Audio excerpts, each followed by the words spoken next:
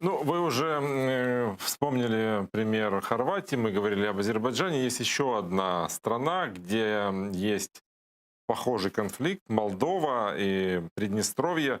И вот после того, как там победила на выборах Майя Санду, она уже сделала заявление о выводе российских, о необходимости вывода российских войск, этих миротворцев так называемых, из Приднестровья.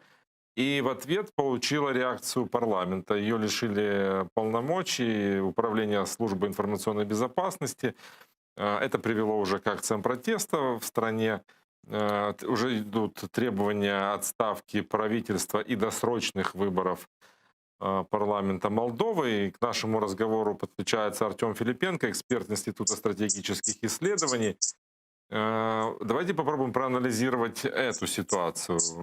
Что сейчас происходит в Молдове и стоит ли ожидать изменения ее вектора с пророссийского на европейский?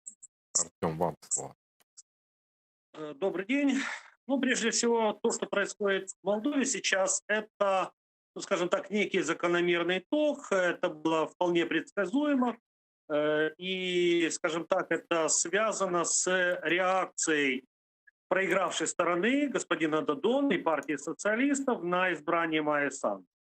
Мне понятно, что никто не ожидал, что они, скажем так, легко сдадутся, потому что речь идет не только об их позиции, но в первую очередь о их бизнес-схемах, о покровительстве Москвы и многом другом, чего они сегодня могут решиться. Поэтому за последние несколько дней были предприняты целый ряд шагов, которые фактически закладывают мины замедленного действия под правлением АЭСа. Безусловно, Молдова является парламентской республикой, не будем забывать об этом. Власть здесь принадлежит правительству, основная и внешняя политическая, и внутриполитическая.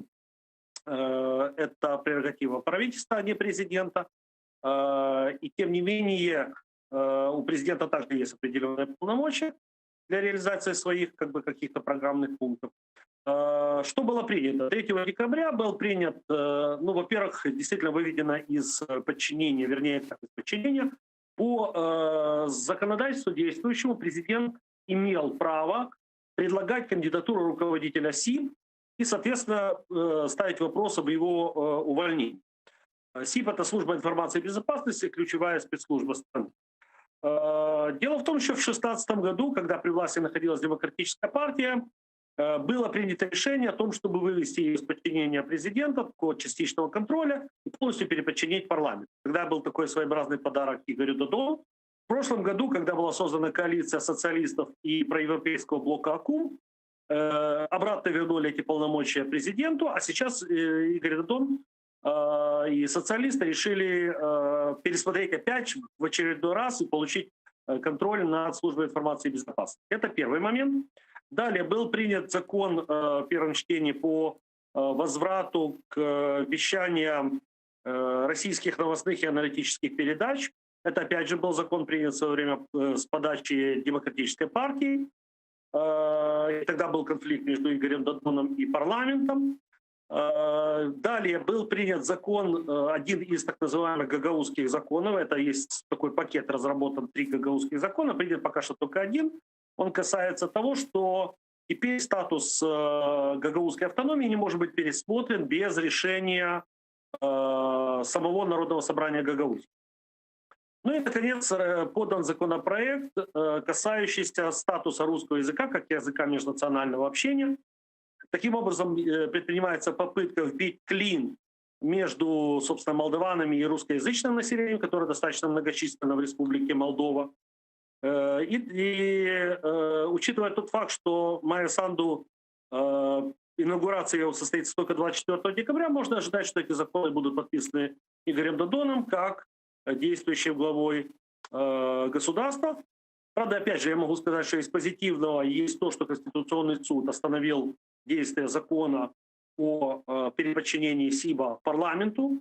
И это дает надежду, что эта часть кризиса как минимум будет решена, но это не решает ключевой проблемы, а именно того, что сегодня у Майи Санду нету в парламенте своего большинства, зато есть большинство из партии социалистов и платформы Пентру Молдова, в которую входит партия ШОР и несколько независимых депутатов. Это критическое меньшинство, 51 человек, 51 депутат из 101. И, в принципе, даже если кто-то, один или два человека уходят по каким-то причинам из этого большинства, оно рушится, и вполне реален в стране правительственный и парламентский кризис. Александр, как вы считаете, удастся ли Майе Санду добиться своего требования вывести российских миротворцев из Приднестровья? Я более чем уверен, что Майе Санду следует в дальнейшем действовать более дипломатичными методами, да, без анонсирования своих стратегических каких-то целей на свой президентский срок, поскольку, ну, опять же, эта ситуация достаточно неприятная, которая сейчас происходит в Молдове, несмотря на достаточно серьезную победу Майи Санду на президентских выборах. И фактически серьезный такой карт-бланш, достаточно неожиданный карт-бланш электоральный, который она получила в таком сложном регионе, еще не дает каких-либо гарантий того, что ее планы на, опять же, решение приднестровской проблематики, они завершатся успешно. Не забываем, что Приднестровье, несмотря на то, что является большой проблемой, большой головной болью не только для Молдовы, не только для граничащих с Молдовой стран, в том числе и Украины, но в том числе и для Российской Федерации, которая также затрачивает значительные ресурсы на содержание этого региона, находящегося под патронатом Москвы.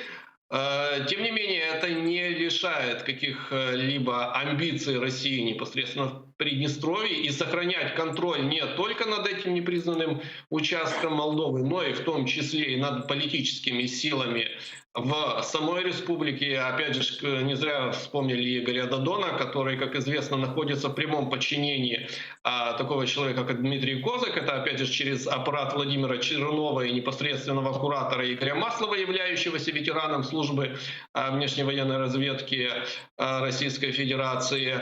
Этот контроль будет продолжать сохраняться, и любые вот такие вот действия, которые со стороны Майи Санду будут достаточно непрогнозируемыми либо заранее анонсированными, они будут вызывать соответствующую реакцию в вот этом серьезном пророссийском лобби, сохраняющемся в Молдове.